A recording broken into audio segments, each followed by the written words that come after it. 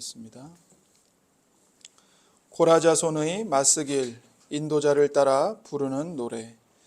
하나님이여, 사슴이 시냇물을 찾기에 갈급함같이 내 영혼이 주를 찾기에 갈급하니이다. 내 영혼이 하나님 곧 살아계시는 하나님을 갈망하나니 내가 어느 때에 나아가서 하나님의 얼굴을 배울까? 사람들이 종일 내게 하는 말이 내 하나님이 어디 있느뇨 하오니 내 눈물이 주야로 내 음식이 되었도다. 내가 전에 성의를 지키는 무리와 동행하여 기쁨과 감사의 소리를 내며 그들을 하나님의 집으로 인도하였더니 이제 이 일을 기억하고 내 마음이 상하는도다. 내 영혼아, 내가 어찌하여 낙심하며 어찌하여 내 속에서 불안해하는가? 너는 하나님께 소망을 두라. 그가 나타난 도우심으로 말미암아 내가 여전히 찬송하리로다. 내 하나님이여, 내 영혼이 내 속에서 낙심이 되므로 내가 요단 땅과 헤르몬과 미살산에서 주를 기억하나이다. 주의 폭포 소리에 깊은 바다가 서로 부르며 주의 모든 파도와 물결이 나를 휩쓸었나이다. 낮에는 여호와께서 그의 인자하심을 베푸시고 밤에는 그의 찬송이 내게 있어 생명의 하나님께 기도하리로다. 내 반석이신 하나님께 말하기를 어찌하여 나를 잊으셨나이까? 내가 어찌하여 원수의 압제로 말미암아 슬프게 다니나이까 하리로다. 내 뼈를 찌르는 칼같이 내 대적이 나를 비방하여 늘 내게 말하기를 내 하나님이 어디 있느냐 하도다. 내 영혼아, 내가 어찌하여 낙심하며 어찌하여 내 속에서 불안해하는가? 너는 하나님께 소망을 두라. 나는 그가 나타나 도우심으로 말미암아 내 하나님을 여전히 찬송하리로다. 아멘. 이는 살아계신 하나님의 말씀입니다.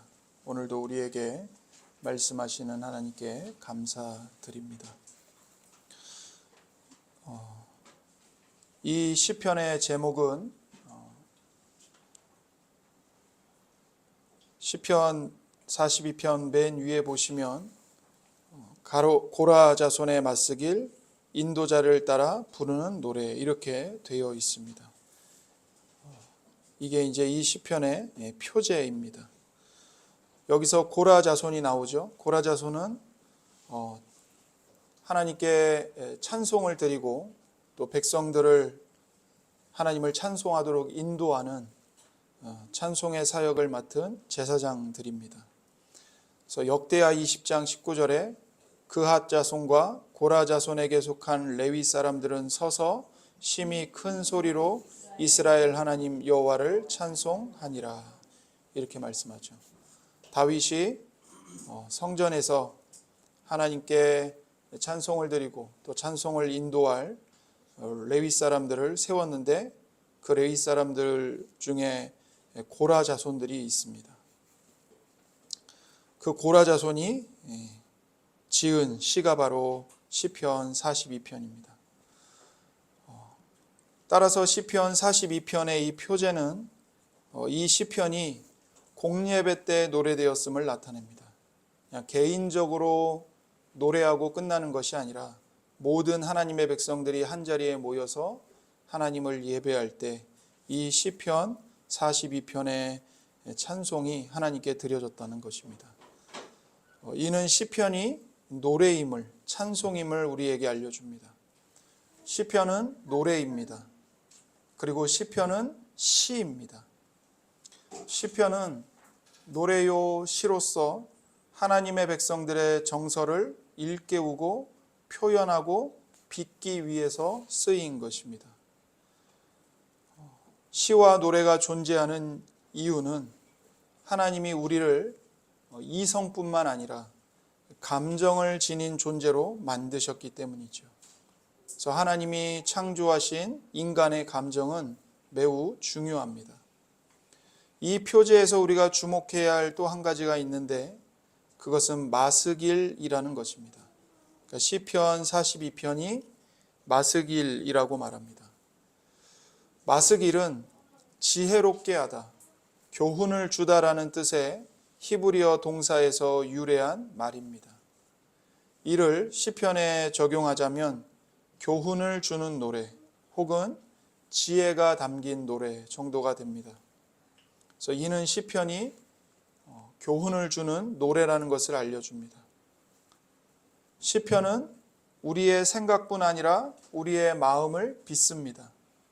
시편은 우리에게 하나님의 교훈과 지혜를 주기 위해서 쓰인 것입니다. 그래서 교훈은 궁극적으로 기쁨을 느끼는 마음의 일입니다. 시편 1편 1절과 2절입니다.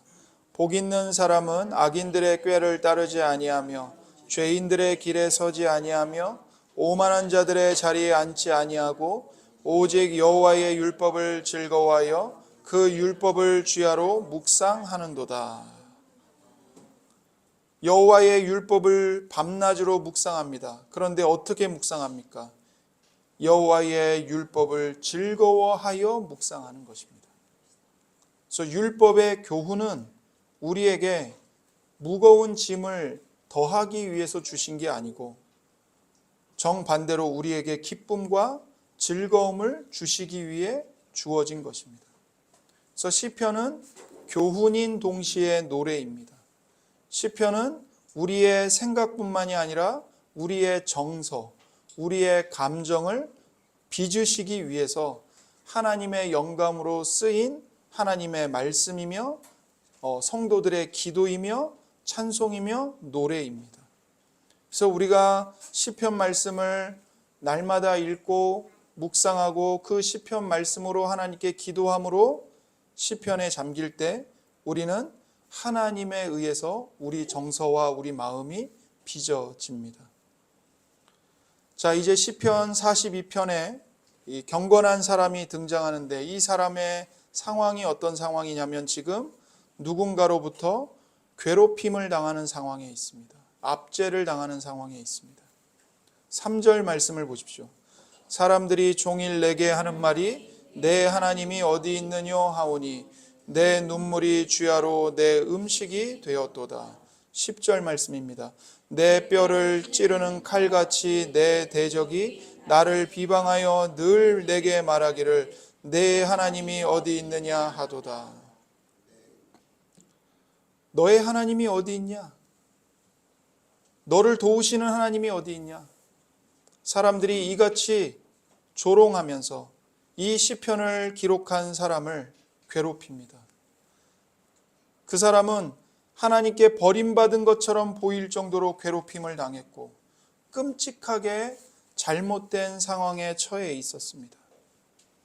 외적으로 그는 하나님께 버림받은 듯한 상황에 놓여 있습니다.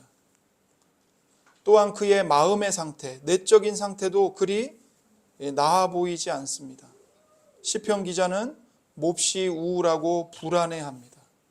5절과 11절입니다. 내 영혼아 내가 어찌하여 낙심하며 어찌하여 내 속에서 불안해하는가? 내 영혼아 내가 어찌하여 낙심하며 어찌하여 내 속에서 불안해하는가? 성경이 같은 내용을 두 번 말할 때는 무슨 뜻이라고 했죠? 강조하는 거라고 했습니다. 지금 시편 기자는 두 번이나 자신의 영혼이 얼마나 낙심하고 얼마나 불안에 떨고 있는지 강조하면서 표현하고 있는 겁니다. 3절입니다. 내 눈물이 주야로 내 음식이 되었도다. 밤낮으로 그가 먹는 음식이 무엇인가? 그가 흘리는 눈물입니다. 밤낮으로 눈물을 흘릴 정도로 상심해 있습니다. 7절 말씀입니다. 주의 폭포 소리에 깊은 바다가 서로 부르며 주의 모든 파도와 물결이 나를 휩쓸었나이다. 지금 이 시인은 어떤 상태냐면 깊은 바다에 던져져서 모든 파도와 물결에 휩쓸리면서 허우적대는 느낌이고 상태라고 고백을 합니다. 더구나 시편 기자는 하나님께서 자기를 잊었다고 탄식합니다. 9절 말씀을 보십시오. 내 반석이신 하나님께 말하기를 어찌하여 나를 잊으셨나이까? 내가 어찌하여 원수의 압제로 말미암아 슬프게 다니나이까 하리로다. 여러분, 우리도 이 시인처럼 하나님 앞에 탄식할 때 있지 않습니까? 하나님 도대체 어디 계십니까? 왜 나를 도와주지 않으십니까? 이 절망 속에서 왜 나를 버리시는 겁니까? 어찌하여 나를 잊으시는 겁니까? 시편 기자도 그가 처한 상황이 너무나도 고통스러웠기 때문에 하나님께 이유를 묻습니다. 그는 하나님, 왜 저를 잊으셨습니까? 라고 탄식합니다. 이 시인은 하나님이 자기를 기억하신다면 원수들이 패배하고 물러나야 하는 것 아닌가 의아해하고 있습니다. 분명 그는 하나님을 신뢰하고 있습니다. 하나님을 신앙하고 있습니다. 하지만 그의 불안과 낙심이 너무나도 크기 때문에 그는 하나님께 솔직하게 하나님, 저는 하나님으로부터 버림받은 것 같아요. 자신의 고통을, 자신의 두려움을 이야기하고 있는 것이죠. 그러나 이 모든 상황 속에서도 이 시편 기자는 소망을 위해 싸웁니다. 이 시편에서 그는 스스로를 2번이나 격려합니다. 시편 42편 5절과 11절입니다. 내 영혼아, 내가 어찌하여 낙심하며 어찌하여 내 속에서 불안해하는가? 너는 하나님께 소망을 두라. 그가 나타나 도우심으로 말미암아 내가 여전히 찬송하리로다. 내 영혼아, 내가 어찌하여 낙심하며 어찌하여 내 속에서 불안해하는가? 너는 하나님께 소망을 두라. 나는 그가 나타나 도우심으로 말미암아 내 하나님을 여전히 찬송하리로다. 너는 하나님께 소망을 두라. 너는 하나님께 소망을 두어라. 그가 나타나 도우심으로 말미암아 내가 여전히 찬송할 것이다. 그는 좌절감에 굴하지 않습니다. 이 사람은 불안과 낙심에 맞서서 싸우고 있습니다. 우리가 인생을 살아갈 때 우리도 이 시인과 똑같이 얼마나 자주 낙심과 불안함에 맞서 싸워야 하는지 모릅니다. 우리도 시편 기자와 똑같은 말로 우리의 마음을 짓누르고 갈기갈기 찢는 좌절감을 맞서 싸워야 합니다. 하나님께 소망을 두어라. 내 영혼아, 하나님을 의지하라. 너는 다시 하나님을 찬양하게 될 것이다. 우리 자신에게 스스로 외쳐야 합니다. 여러분과 저의 인생은 어떤 인생인가? 한마디로 하나님께 소망을 두는 사람으로 살아야 하는 인생이고, 나는 하나님께 소망을 두는 사람이다 라는 것을 증언해야 되는 인생인 것입니다. 우리의 소망은 오직 하나님께 있다. 이것을 여러분과 저의 몸과 마음으로, 삶으로 증언하는 것이죠. 시편 기자는 밖으로는 원수의 괴롭힘으로 힘든 상황이고 안으로는 매우 우울하고 불안한 상태입니다. 하지만 그는 거기서 멈추지 않고 소망을 위해 싸웁니다. 그런데 더 놀라운 것은 이 시편의 결말에 이르러서도 그는 여전히 자신이 원하는 것을 얻지 못한 채 소망을 위해 싸우고 있다는 사실입니다. 과연 그는 행복한 결말을 맞이했을까요? 인생 대부분의 것들이 그렇듯 결론은 불분명합니다. 아직 그가 원하는 소망과 평안과 찬송의 자리에 있지 못합니다. 하나님은 이 시편을 성경에 포함시키기로 계획하셨습니다. 그러기에 우리는 이 시편에 귀를 기울이고 시편 기자의 분투를 눈여겨 보아야 합니다. 이 시편이 주는 교훈을 우리가 밤낮으로 묵상한다면 하나님과 인생에 대한 우리의 생각과 감정이 하나님에 의해 빚어질 것입니다. 우리는 철을 따라 열매를 맺으며 압제와 낙심과 불안의 가뭄이 닥쳐도 잎사귀가 마르지 않는 나무와 같이 될 것입니다.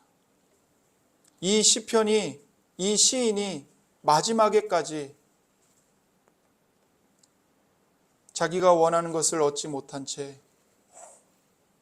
하나님께 부르짖으며 하나님께 매달렸듯이 우리도 이 땅에서 우리가 그토록 부르짖는 문제의 해답을 얻지 못하고 인생을 마감할 수도 있습니다.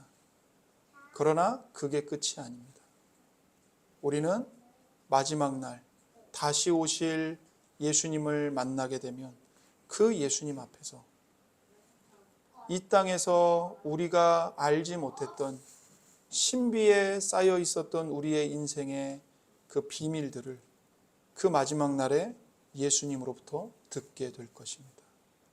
왜 그때 우리가 눈물을 흘려야만 했는지, 왜 그때 우리의 마음이 찢어져야만 했었는지, 그리고 그것들이 우리에게 어떤 선한 유익을, 선한 열매를 맺게 하였는지를 그날에는 예수님을 보며 답을 얻게 될 것입니다. 그러므로 우리는 이 땅에서 우리의 불안과 낙심이 해결되지 않는다 할지라도 절망할 이유가 하나도 없습니다. 이제 시편 기자가 내면의 불안에 대해 어떻게 반응하는지 우리는 살펴봐야 합니다. 시편 기자가 고난 중에서도 어떤 모습으로 하나님 앞에 행동하는지 보면서 우리도 힘든 시기를 헤쳐나가는 지혜를 얻어야 합니다. 가장 먼저 시편 기자는 하나님을 갈망했습니다. 1절과 2절을 보십시오. 하나님이여 사슴이 시냇물을 찾기에 갈급함 같이 내 영혼이 주를 찾기에 갈급하니이다. 내 영혼이 하나님 곧 살아계시는 하나님을 갈망하나니 내가 어느 때에 나아가서 하나님의 얼굴을 배울까. 시편 기자는 목마른 사슴이 시냇물을 찾기에 갈급함 같이 하나님을 갈망합니다. 이것은 매우 중요한 것입니다. 여기서 우리가 주목해야 할 것은 그가 그저 위협적인 상황에서 벗어나고자 하나님을 찾는 것이 아니라는 것입니다. 그의 주된 소망은 원수들이 파멸하거나 원수들로부터 벗어나는 것이 아닙니다. 물론 안전을 바라고 안전을 위해서 기도하는 것은 잘못된 일이 아닙니다. 하나님, 이 문제 좀 해결해 주세요. 부르짖는 것, 그것은 잘못이 아니고 잘하는 것입니다. 때로는 원수들의 패배를 위해 기도하는 일이 옳을 때도 있습니다. 그러나 이 모든 것보다 더 중요한 게 있습니다. 그것은 바로 하나님이십니다. 시편 안에서 우리가 하나님과 더불어 생각하고 느낄 때 우리는 하나님을 사랑하게 됩니다. 문제가 여전히 있지만 그 문제 때문에 하나님으로부터 점점 멀어지는 게 아니고 오히려 그 문제 때문에 더 하나님의 깊은 품속으로 파고 들어갑니다. 하나님이 보고 싶어집니다. 하나님과 함께 있고 싶습니다. 하나님을 찬양하고 하나님을 기뻐하는 데서 참된 만족을 얻게 됩니다. 살아갈 힘과 목적을 하나님 안에서 발견하게 됩니다. 환난 중에 있는 성도가 궁극적으로 바라고 기도하는 것이 바로 이것이어야 합니다. 교회의 목표, 우리 이 예배 공동체의 목표는 함께 모인 모든 사람들에게 하나님의 하나님 되심을 알게 하는 것입니다. 그리고 우리가 하나님을 알고 싶어 하게 되는 것, 이것이 우리 말씀의 교회의 목표입니다. 둘째, 시편 기자는 과거의 경험을 기억합니다. 4절 말씀입니다.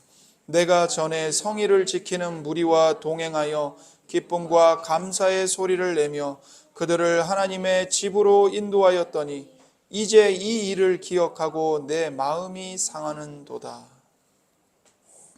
시편 기자가 기억을 떠올립니다. 어떤 기억입니까?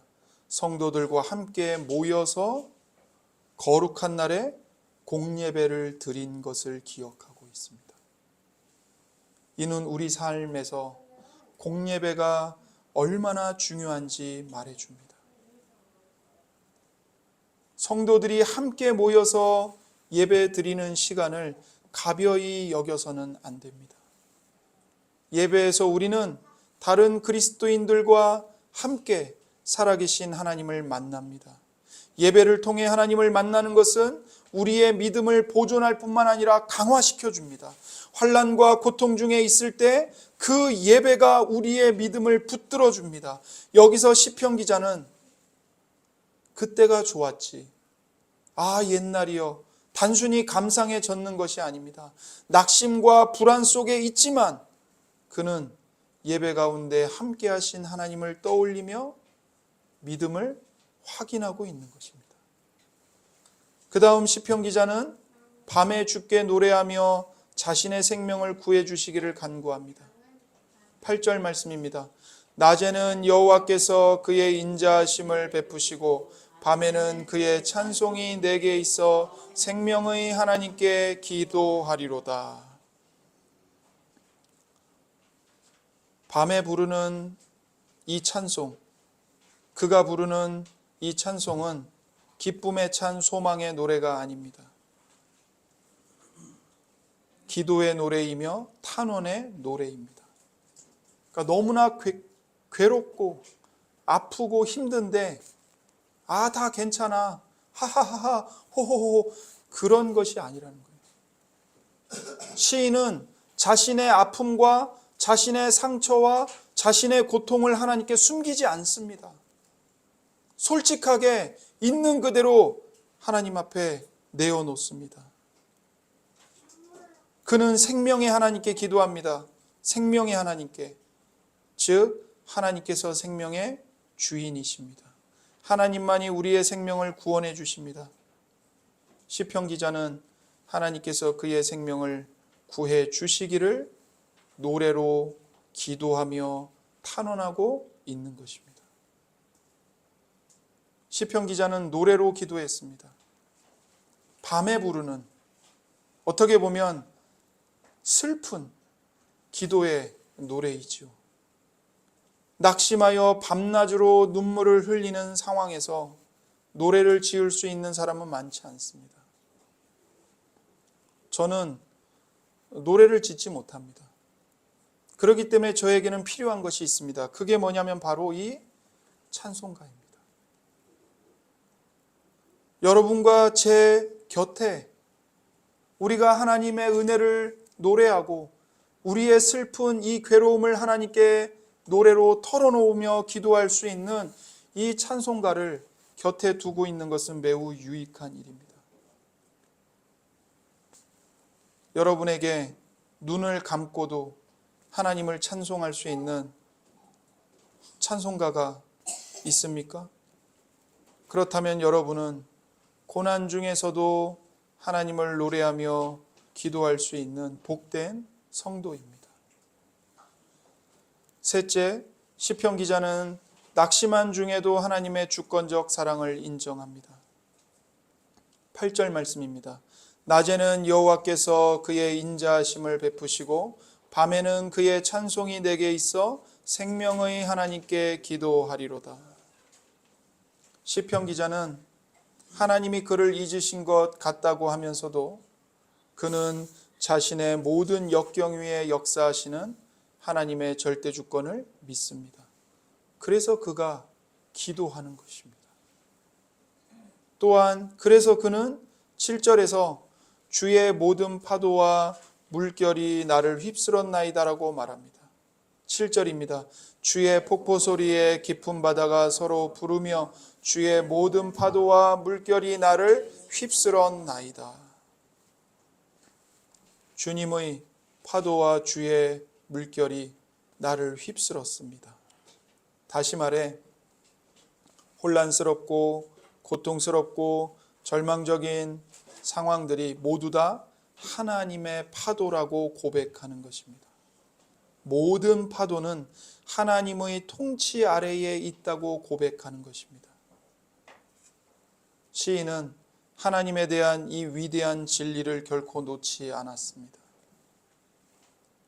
여러분과 제가 어떤 일을 당하든 누구를 만나든 그 모든 만남과 상황은 하나님의 절대주권 아래에서 이루어지고 있다는 것을 절대로 잊어서는 안 됩니다. 우리가 너무나 괴로워서 비명을 지를 수 있습니다. 하나님 어떻게 이러실 수 있어요? 라고 울부짖을 수 있습니다. 그러나 그때에도 하나님 이 모든 문제는 하나님의 손 아래에 있음을 제가 믿습니다. 우리는 그렇게 고백해야 합니다.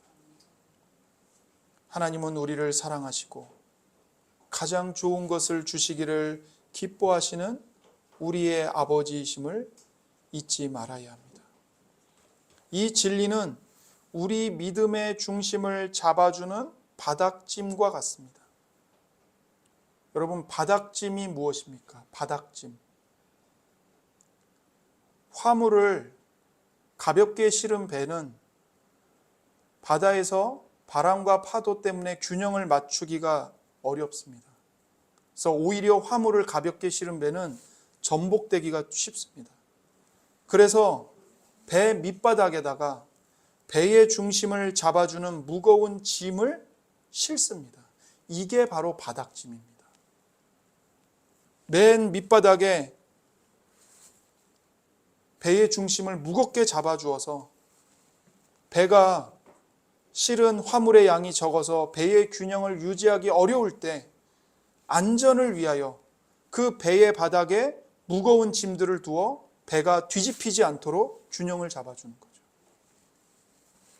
우리 믿음에도 이와 같은 바닥짐이 필요합니다. 믿음의 바닥짐이 무엇일까요? 바로 하나님의 절대 주권과 섭리의 교리입니다.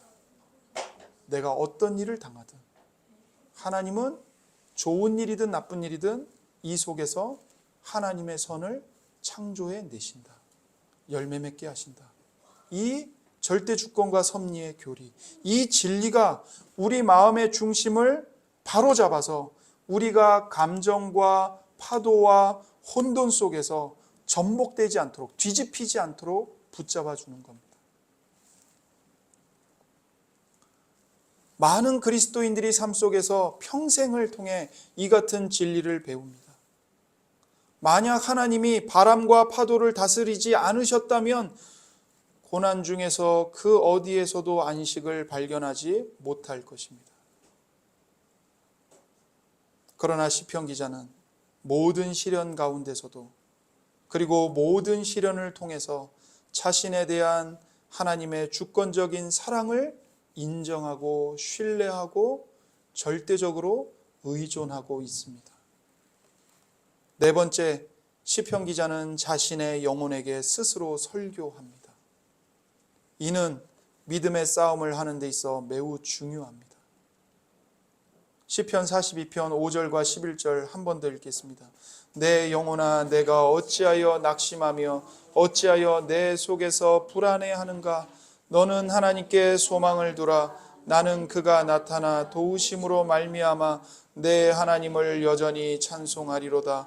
내 영혼아, 내가 어찌하여 낙심하며 어찌하여 내 속에서 불안해하는가? 너는 하나님께 소망을 두라. 나는 그가 나타나 도우심으로 말미암아 내 하나님을 여전히 찬송하리로다. 아멘입니다. 우리는 스스로에게 진리를 설교하는 법을 배워야 합니다. 우리가 살면서 겪는 불행 대부분은 외부에서 우리에게 닥치는 환난 때문이 아니고 실상은 우리가 자신에게 말하는 대신 자신에게 귀를 기울이기 때문에 일어납니다. 무슨 말인가요, 이게? 여러분 아침에 눈을 뜨시죠? 그러면 여러분이 아침에 눈을 뜨는 순간 여러분의 머릿속을 스치는 생각들이 있습니다. 여러분의 귓가에 속삭이는 목소리들이 있습니다. 나는 원하지 않았지만 그 생각들이 나에게 말을 겁니다. 어제의 골치 아픈 문제들, 너를 괴롭혔던 사람들, 금전적인 손해, 아무 잘못이 없는데 나를 미워하고 뒤에서 수근수근대며 비방하고 조롱하는 사람들, 그들의 목소리가 들려옵니다. 우리에게 말을 거는 이 사람이 누구일까요? 바로 내 자아입니다. 그러나 시편 기자는 자아가 말하도록 내버려 두지 않습니다. 대신에 그가 자아에게 말합니다. 내 영혼아, 너는 어찌하여 낙심하는가? 내 영혼아, 너는 어찌하여 낙심하는가? 그의 영혼이 그를 낙심시키고 절망에 빠뜨렸기 때문입니다. 그는 2번이나 반복해서 자기 자신에게 너는 하나님께 소망을 두라. 너를 도우시는 하나님을 바라보라. 너는 하나님께 소망을 두어야 한다. 너를 도우시는 하나님이 계신다. 그 하나님을 끝까지 바라봐야 한다. 라고 하나님의 말씀을 자기 자신에게 선포하고 있습니다. 자아의 목소리에 귀를 기울이는 것이 아니라 반대로 자아에게 하나님의 말씀을 외칩니다. 우리가 할 일은 바로 이것입니다. 우리는 우리 소망의 근거가 무엇인지 압니다. 우리 죄로 말미암아 십자가에 못 박히고 죽음을 이기신 우리 주님 예수 그리스도께서 바로 우리의 소망의 근거입니다. 그러므로 여기서 우리가 배워야 할 것은 이 복음을 스스로에게 선포하는 것입니다. 내 영혼아, 너는 왜 낙심하고 불안해하느냐? 로마서 8장 31절 이하 말씀입니다. 그렇다면 이런 일을 두고 우리가 무엇이라고 말할 수 있겠습니까? 하나님이 우리 편이시면 누가 우리를 대적하겠습니까?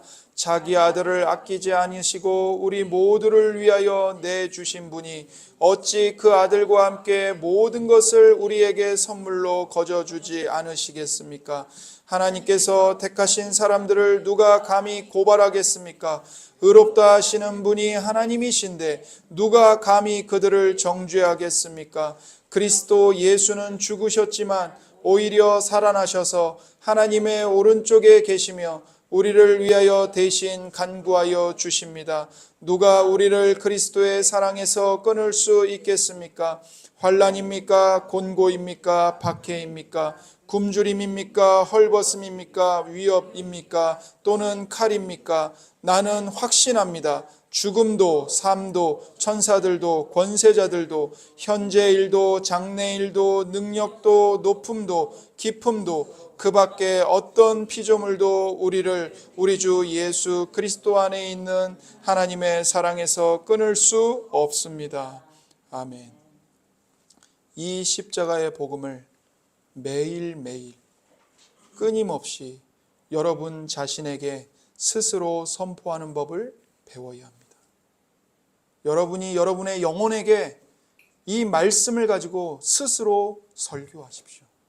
매일 아침에 눈을 뜨시자마자 이번 한 주 동안 이 로마서 8장에 있는 이 말씀을 소리내어서 읽고 여러분의 입으로 소리를 내어 여러분 영혼에게 이 십자가의 복음을 들려주시고 하루를 시작하십시오.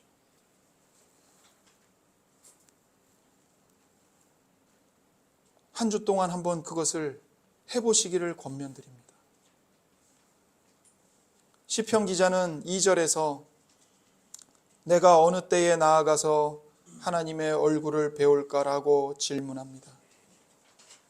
이 질문에 대한 답은 시편 42편에는 나와 있지 않습니다. 그러나 이 질문에 대한 최종적인 답을 성경이 우리에게 주고 있습니다. 바로 요한복음 14장 9절과 고린도후서 4장 6절입니다. 요한복음 14장 9절입니다. 예수께서 이르시되 빌립아 내가 이렇게 오래 너희와 함께 있으되 내가 나를 알지 못하느냐? 나를 본 자는 아버지를 보았거늘 어찌하여 아버지를 보이라 하느냐.